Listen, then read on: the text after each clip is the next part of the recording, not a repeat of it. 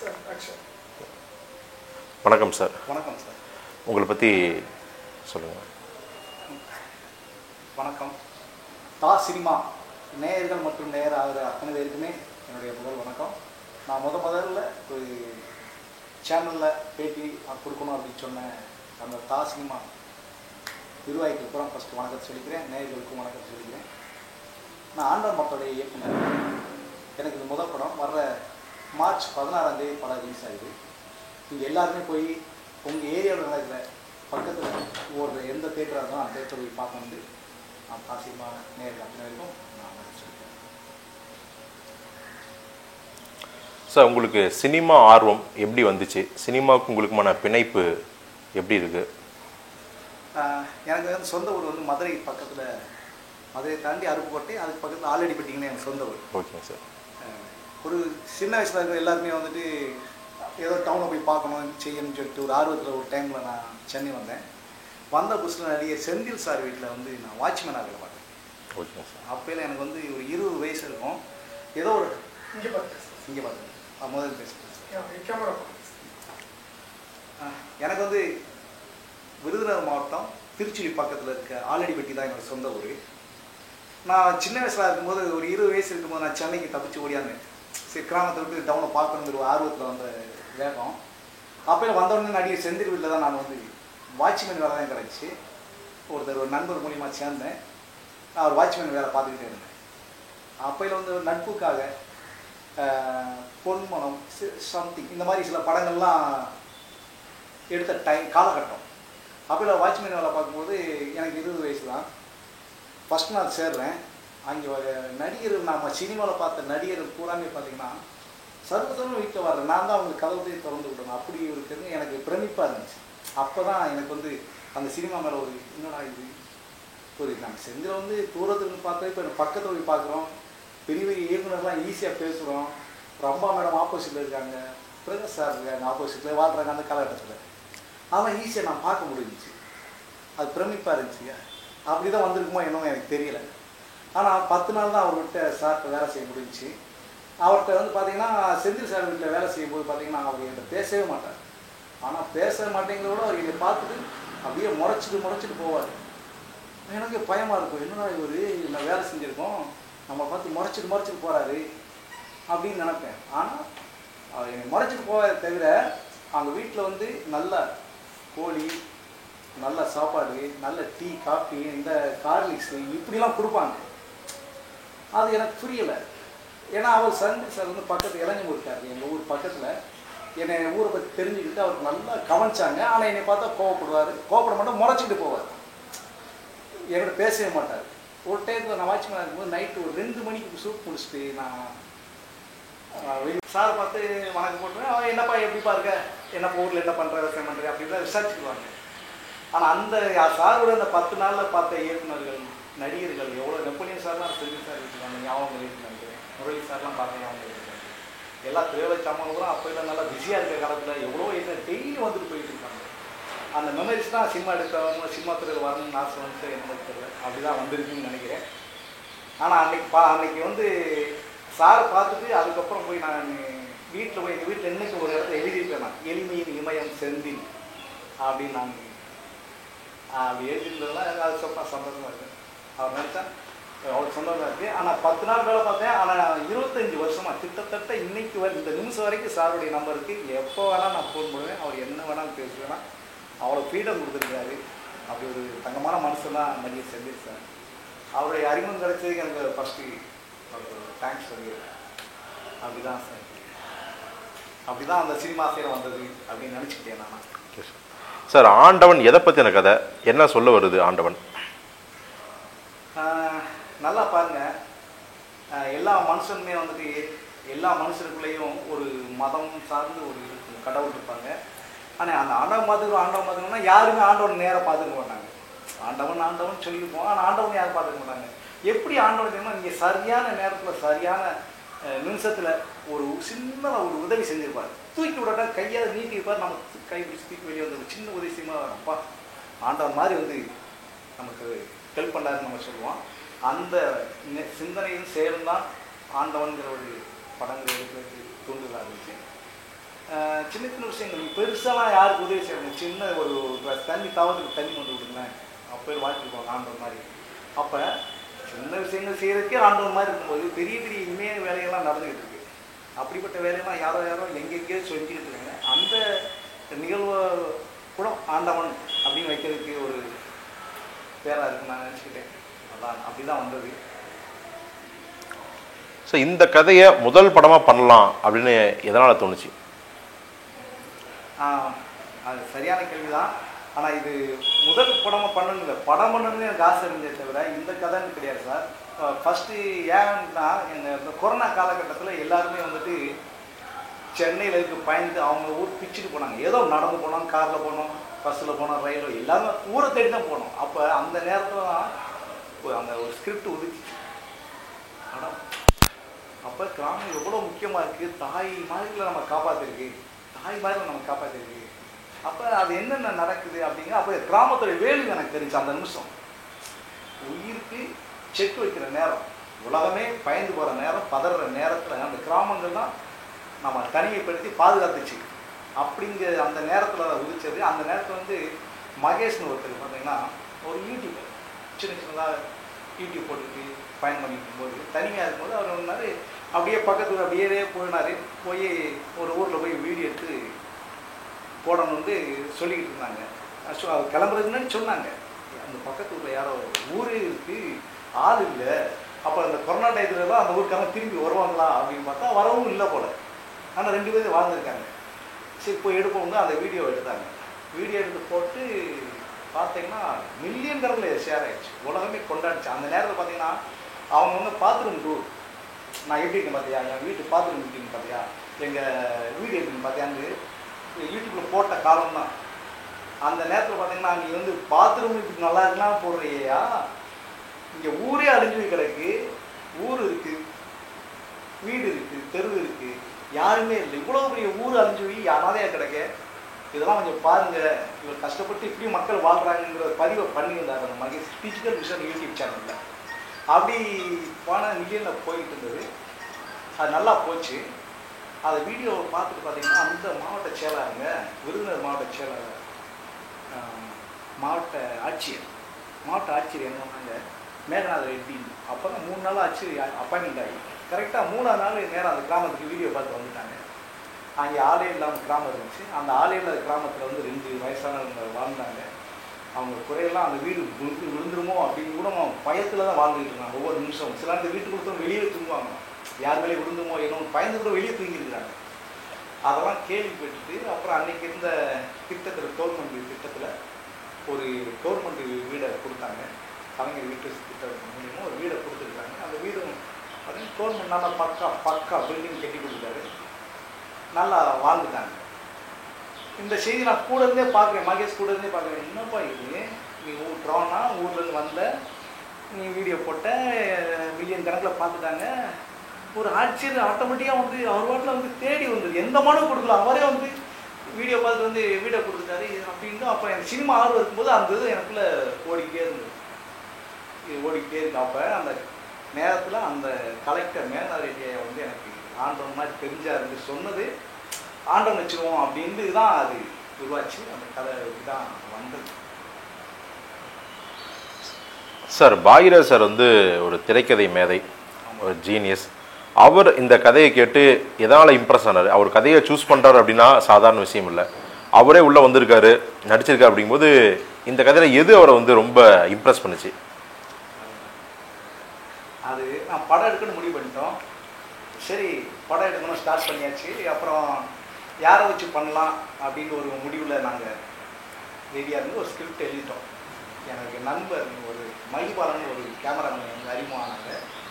அவர் மூலியமாக சின்ன சின்ன ஆசையில் இருக்குன்னா அவருக்கு அறிமுகமானே அவர் மூலியமாக கதை இந்த விஷயத்தை அவருக்கு சொன்னேன். அவர் இம்ப்ரெஸ் ஆகிட்டார். என்னங்க இது நல்லா இருக்கு, நல்ல மேட்டராக இருக்கு, இதை பண்ணுவோமே அப்படின்னு சொல்லிட்டு அவருக்கு ஒரு வீடு இருக்குங்க, அவர் குன்றத்தில் இருந்தாலும் இங்கே கேட்கணும் அவங்க வீடு இருக்குது. அவங்க வீட்டில் உட்காந்து தான் நாங்கள் ஸ்கிரிப்ட் ஆரம்பித்தோம். ஸ்கிரிப்ட் ஆரம்பித்து பார்த்தா பக்கா பவுண்ட் பண்ணிட்டோம். யாராக இருந்து ஆர்டிஸ்டாக ரெடி பண்ணியாச்சு. முக்கியமான ரோல் நீங்கள் சொன்ன மாதிரி அந்த மேகநாத ரெட்டி சாருடைய கேரக்டருக்கு ஒவ்வொரு ஆர்டிஸ்டாக தேடுறோம், யார் யார் யார் யார் யார் ஒரு கட்டத்தில் வந்து. ஆனால் பேர் வந்து அதை அவர் பேரை சொன்ன அவர் அந்த கேரக்டர் வந்து ரியலாகவே வந்து ஒரு கௌரவமான ஆளாக இருக்கணும். வில்லனாக நடித்தவர் வந்து அது நடித்தாலும் நல்லா இருக்காது, ஒரு வேறு மாதிரி ஜோக்காலியாக நடித்தாலும் நல்லா இருக்காது, மக்கள் மத்தியில் கௌரவமாக இருக்கணும் ஒரு ஆள். அப்புறம் வந்து அதை வச்சு நம்ம திரைக்கதை மன்னன் ஐயா பாக்கியராஜோடைய ஞாபகம் வந்து அவர்கிட்ட அப்ரோச் பண்ணலாம் அப்படின்னு சொல்லிட்டு அண்ணன் கஞ்சகர் பண்ணி கூட அதுக்கு முன்னாடியே பழக்கம் அவர்கிட்ட சொல்லி பார்த்தேன். அவர் இருக்க பிஸிலையும் அவரையும் சந்திக்க முடியலை, அவர் முயற்சி பண்ணி சொன்னாங்க. அது ஒரு கட்டத்தில் நானே நேரடியாக மனசுக்கு தைரியம் வச்சு நேர பாக்கியராஜ் ஐயா வீட்டுக்கு போயிட்டேன். உள்ளே போனோடனே உள்ள பாக்கியராஜ் போயிட்டேன். போன உடனே பார்த்தீங்கன்னா சந்திக்கிற பையன் திரும்பி ஓடியாங்க, திரும்பி மறுபடியும் இப்படியே ஒரு 4-5 நாள் வருவேன் போவேன், உள்ளே போகாமல் கேட்டவே வேடிக்கை வந்து போயிடுவேன்.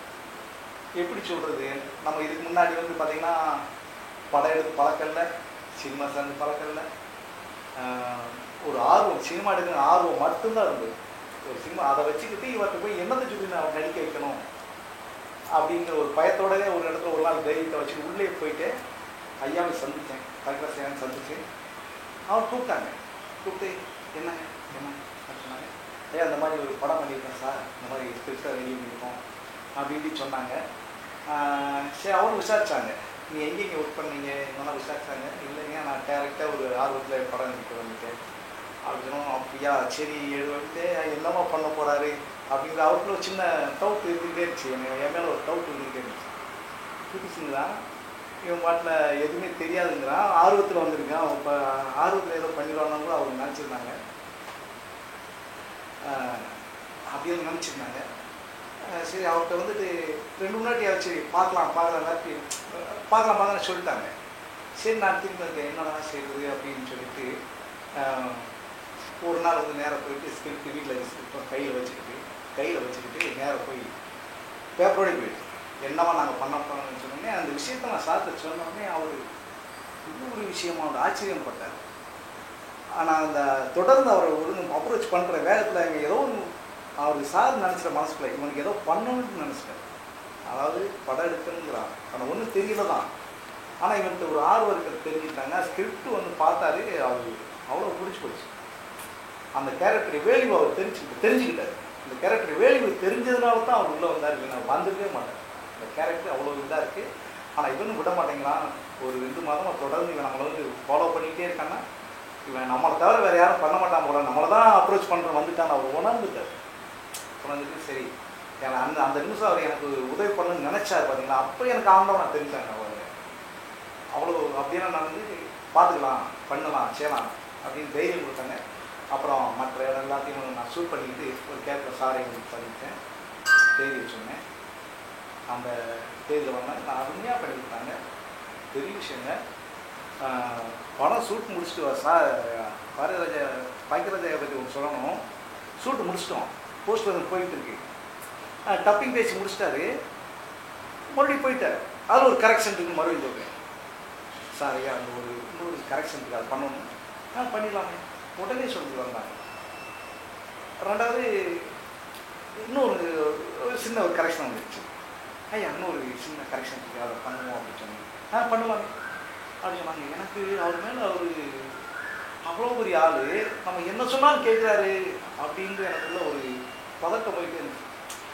அது தப்பு நடந்துச்சு அதை பண்ணுவோன்னு சொன்னால் சரிங்கிறாரு. இது வந்து என்ன வேணாலும் உடனே பண்ணுறோம் அப்படின்னு சொல்லும்போது நான் நினச்சேன் அவர் எனக்கு ஏதோ ஒரு நல்லது பண்ணணும்னு நினச்சிட்டாரு. நான் சொன்னது பூரா கேட்குறாரு. நான் ஒன்றுமே கிடையாது, ஒரு சின்ன ஒரு சாதாரண ஒரு ஆள். அவர் வந்து டெல்லி வரைக்கும் அவருக்கு உலகம் இந்தியா வரைக்கும் பெரிய பெரிய படங்கள் பண்ணவர் ஐயா பாரதிராஜா ஐயாவோட ஃபாலோ பண்ணவர், எனக்குன்னு தெரியும் மிகப்பெரிய இமேஜை வச்சு பயணம் பண்ணவர், இவ்வளோலாம் வளர்த்தவர், தமிழ் திரைக்கதையில் நம்பர் 1 இருந்தவர். நான் எது சொன்னாலும் சரின்னு சொல்கிறாருன்னு சொல்லிட்டு எனக்குள்ள அவருக்கு ஆச்சரியமும் பயமும் இருந்துச்சு. ஏன்னா அதனால தான் அவர் அந்த இடத்துல உயர்ந்திருக்காருங்கிறத நான் தெரிஞ்சுக்கிட்டேன். அதாவது ஒரு இயக்குனர் ஒரு விஷயத்த சொல்கிறான், அவன் யார் வேணாலும் இருக்கணும், ஒரு பொம்மையாக கூட இருக்கணும், ஆனால் இயக்குனர் அந்த இது இருக்குது, அதெல்லாம் அதுக்கு கூட ரெஸ்பான்ஸ் பண்ணி நான் என்ன சொன்னாலும் கேட்டுப்பார். அதுக்கப்புறம் அவர் மேலே வந்து மரியாதைக்கு மேலே என் ஆண்டவனே அவர் தான் அப்படிங்கிறது இந்த நிமிஷம் வரைக்கும் நான் நினைக்கிறேன். அது ஃபஸ்ட்டு படத்தில் என்னையெல்லாம் நம்பி நான் ஒரு ஆளே கிடையாது, என்னையெல்லாம் நம்பி வந்தார் பார்த்தீங்களா, அவர் வந்ததுக்கப்புறம் தான் அந்த படம் வந்து வேறு கலராக மாறிச்சு, அருமையாக மாறிச்சு. இன்னைக்கு தமிழ்நாடே கொண்டாடிக்கிட்டு இருக்கு. சொன்னால் நம்ம மட்டுமே பெரிய ஒரு கொண்டாடிக்கிட்டு அது ஐயா பாக்கியராஜ் ஐயா இல்லைன்னா இது சாத்தியம் கிடையாது. இது உண்மை, இது சத்தியம். அவர் இல்லைன்னா இது சாத்தியம் கிடையாது. அப்படி அற்புதமான படைப்பு கொடுத்தவர். அவருக்கு நான் என் வாழ்நாள் கூட கடமைப்பட்டிருக்கேன். ஏன்னா ஃபஸ்ட்டு படத்தில் ஒருத்தர் என்னை நம்பி ஒருத்தர் வர்றாருங்க, அவ்வளோ ஒரு ஆள். அந்த கண்டென்ட்டில் இருக்க ஒரு சின்ன விஷயத்தை முடிச்சிட்டாரு. அவர் தெரிஞ்சு போச்சு, இதோடைய வேல்யூ என்னன்னு தெரிஞ்சதுனால தான் வந்தார். ரொம்ப சந்தோஷம். அது என்ன இருக்கு சார். இப்போ வந்து ஒரு இயக்குனரோ இல்லை தயாரிப்பாளரோ யாராக இருந்தாலும் அவங்களுக்கு முதல் படம் அப்படிங்கும்போது சவால் தான். இப்போ மற்ற நடிகர்கள், டெக்னீசியன்ஸ் இவங்ககிட்ட நீங்கள் எப்படி வேலை வாங்கினீங்க? அவங்களாம் எப்படி ஒத்துழைப்பு கொடுத்தாங்க? சரியான மேட்ருங்க. அது அதுதான், அது செம்ம மேட்ரு. அது எப்பயுமே வந்து பார்த்தீங்கன்னா நம்ம சினிமாவில் வந்து நம்ம பயணம் பண்ணுறோம் பார்த்தீங்களா. நான் பயணம் பண்ண அத்தனை பேருக்கு ஜீனியஸ் எல்லாம் பக்கா விஷயம் தெரிஞ்சவங்க. ஆனால் நான் எதுவுமே தெரியாதவன். ஆர்வம், சினிமா எடுக்கணுங்கிற ஆர்வம் மட்டும், பேப்பரில் கதையை மட்டும் இங்கே வச்சுக்கிட்டு நான் ஆர்வம் இருந்துச்சு, எஸ்டீமாக இருந்துச்சு. ஆனால் அத்தனை டெக்னீஷியன் எல்லாருமே ஜீனியஸு. முக்கியமாக வந்து மகிபாலன் ஒருத்தர் இருக்காங்க, கேமராமேன், பக்கா ஆளு. நான் ஒரு சரியான ஒரு தீனி இல்லை, நான் பக்கா மனுஷன். எளிமையானவர், மிகப்பெரிய கோவக்காரர். அவர் ரொம்ப கோவக்காரர், பார்க்குறதுக்கு எளிமையாக இருப்பார், மிகப்பெரிய கோவக்காரர். ஆனால் அவரை வச்சு டீல் பண்ணும்போதெல்லாம் வந்துட்டு பார்க்க சாதுவாக இருப்பார். கோவம் வந்து அவருக்கு எஸ்டீமாக வரும். ஏன்னா அவர் நினச்சிருப்பார், அதை வந்து நீங்கள் நினச்சி கரெக்ட் இருந்தும் அதை வந்து மாற முடியாது அப்படிங்கிற தெளிவாக இருப்பாங்க. அதே மாதிரி பார்த்தீங்கன்னா ஃபைட் மாஸ்டர் அப்படின்ட்டாங்க, டான்ஸ் மாஸ்டர், மியூசிக் டைரக்டர், இவங்க பூரா எடுக்கும்போது ஒரே சண்டை தான் நடக்கும். ஷூட்டிங் பண்ணும்போது அவர் பார்த்தீங்கன்னா ஏன்னா புதுசாக வர்றோம்ல, ஆர்வமாக இருக்கும். ஆனால் அவங்க விஷயம் தெரிஞ்சவங்க கூட, இவர் கூட மகிமன் சார் கூட சொன்னாங்க என்கிட்ட, ஒன்றுமே தெரியாதவங்க கூட நான் ட்ராவல் பண்ணிடுவேன், எல்லாம் தெரிஞ்சவங்களே ட்ராவல் பண்ணுறேன். ஆனால் அரைவரையில் தெரிஞ்சவங்க கூட ட்ராவல் பண்ணுறது கொஞ்சம் கஷ்டமாக இருக்குன்னு சொன்னார். இல்லை சார், எனக்கு ஒன்றுமே தெரியாது, நிறைய பேர் தெரிஞ்சவங்க கிடையாது, எல்லாம் ஒன்றுமே தெரியாது அப்படின்னு அவருடைய இதை கூட நான் யூஸ் பண்ணிக்கிட்டேங்கிறதா உண்மை. அவருடைய திறமையை நான் யூஸ் பண்ணிக்கிட்டு பயணம் பண்ணேன். படம் ஷூட் முடிஞ்சிருச்சு. மியூசிக் டைரக்டர் கபிலேஷன் ஒருத்தர் கன்னடாவில் இருக்கார். அவங்க கூட ட்ராவல் பண்ணியிருக்குன்னா இங்கே இருந்துக்கிட்டு அங்கேருந்து மியூசிக் போகிறது அது இதுன்னு போகும், ஒரே சண்டை. அவர் கூட ஒரு பக்கம் எல்லாத்தையும், ஏன்னா ஒரு சிறந்த படைப்பு வரும்போது சமரசம் ஆகிட்டே இருந்தோம்னா ஒரு சிறப்பான ஒரு இது வரவே வராது. என்றைக்கு டெக்னீஷியனுக்குள்ள அங்கே ஒரு சண்டையும் போர் நடக்குதோ எல்லாருமே அப்போ தான் நினச்சேன், எல்லாருமே என் கூட வந்து கடுமையாக இருந்தது காரணம் என்னென்னா சிறந்த படம் வரணுங்கிறதுக்காக நல்லா உழைச்சிருக்காங்க அப்படிங்கிறத நான் தெரிஞ்சுக்கிட்டேன். அதுதான் உண்மை. எப்பயுமே என்ன சொன்னால் பரவாயில்ல சார் நான் பார்த்துக்கலாம் சார், ஓகே சார்ன்னு சொல்கிறாங்கன்ற ஒன்று உண்மை இருக்காது. ஏன்னா அவங்க வந்து சிறந்த படம் கொடுக்கறதுக்கான இது பண்ண மாட்டாங்க. எனக்கு வேணும்னா அது வேணும். அங்கே போர் நடந்து அங்கே உருவாகும். அதுதான் இடி மின்னல் எப்படி இருந்தால் அங்கே போர் நடக்கும். இடி நடந்தாலும் மின்னல் தான் அங்கே போர் நடந்தால் அது சிறப்பான மாறும், அங்கே ஓடி வரும். அது மாதிரி தான் எல்லா டெக்னிக்கும் வந்துச்சு. அது நல்லா வந்துச்சு, சூப்பராக வந்துருக்கு. நீங்கள் ட்ரெயிலராக தான் பார்த்துருக்கீங்க, அதுதான் இருந்துச்சு சார். இப்போ கொஞ்ச நாளைக்கு முன்னாடி வரைக்கும் விஷால் சார் ஒரு விஷயம் சொல்லியிருந்தாரு, சின்ன பட்ஜெட் படங்கள், குறிப்பாக ஒரு 4 கோடிக்குள்ள படம் எடுக்க மாதிரி இருந்தால் வந்து ரொம்ப கஷ்டம், அப்படிப்பட்ட தயாரிப்புகள் வராதிங்க, ஏன்னா நிறைய படங்கள் பெண்டிங் இருக்குது, வந்து படம் எடுத்தாலும் கூட ப்ரொமோஷனுக்கு சில கோடிகள் செலவு பண்ண வேண்டியிருக்குது, அது மாதிரியான நிறைய பிரச்சனைகள் இருக்குது, அதனால் வந்து இப்போதைக்கு வராதுன்னு சொன்னது. பக்கமாக நடந்த ஒரு ஈவெண்ட்டில் கூட அதை மறுபடியும் திரும்ப வலியுறுத்தியிருந்தார். அதை பற்றி ஒரு தயாரிப்பாளராக, ஒரு இயக்குனராக நீங்கள் என்ன நினைக்கிறீங்க? கரெக்டு. அது விஷால் சாரும் பெரிய ஆள், நானும் ஒன்றுமே இல்லை, அவரை பற்றி நான் எதுவுமே சொல்ல முடியாது. அது எது சொன்னாலும் ஒரு கட்டத்தில் வந்து அவங்க என்ன வஞ்சாலும், ஒரு பெரிய இடத்துல இருக்கவங்க எது வஞ்சாலும் என்ன பேசினாலும் தலை வணங்கிட்டு போகிறது, அவங்களுக்கு பதில் சொல்லாமல் இருக்கிறது தான் சிறந்தது நான் நினைக்கிறேன். ஏன்னா நம்ம வந்து ஒன்றுமே இல்லாதவங்க அவங்க சொன்னதுக்கெல்லாம் பதில் சொல்லணும்னா அவங்களுடைய குவாலிட்டிக்கு நம்ம கொடுக்குற அவமரியாதை. அவர் எது சொன்னாலும் ரைட், அவர் சொன்னது நியாயம் இருக்குன்னு நான் ஒத்துக்கிட்டு போகிறேன் அப்படிங்கிறத சொல்கிறத விட அமைதியாக போகிறேங்கிறது தான் எனக்கு பிடிச்சிருக்கு. அதான் நான் ஒதுக்கி போகிறேன் அப்படிங்கிறது எனக்கு பிடிச்சிருக்கு. ஏன்னா அவர் பெரிய ஆள், அவர் சொல்ல அவருக்கு தெரியாதது நமக்கு ஒன்று தெரிய போகிறதில்ல. ஏன்னா அந்தளவுக்கு எனக்கு ஒன்றும் தெரியாது. அவர் எது சொன்னாலும் சரி, அவர் ஏதோ சொல்கிறார் அப்படின்னு நான் போகிறதான் நினைக்கிறேன். சார், ஃபைனலாக இந்த ஆண்டவன் படத்தை ஆடியன்ஸ் எதனால் வந்து தியேட்டரில் பார்க்கணும், அவங்களுக்கு என்ன மாதிரியான ஒரு ஸ்பெஷல் இந்த படத்தில் இருக்குது? கண்டிப்பாக உலக மக்களே பாருங்கள், உலக மக்களே ஆண்டவன் பார்க்க பாருங்க. ஏன் ஏன் ஏன் ஆண்டவனை பார்க்கணும் அப்படின்னு சொன்னால் அதுதான் கதை. ஏன்னா நம்ம வாழ்க்கை முறையில் பார்த்தீங்கன்னா கடந்த எனக்கு வரந்ததுக்குன்னு ஒரு 50 வருஷத்துக்கு முன்னாடி கூட பார்த்தீங்கன்னா கிராமங்கள் எஸ்டியமாக இருந்துச்சு. கிராமத்தில் நல்ல செல்வ செழிப்பாக இருந்துச்சு, நல்லா வாழ்ந்தாங்க.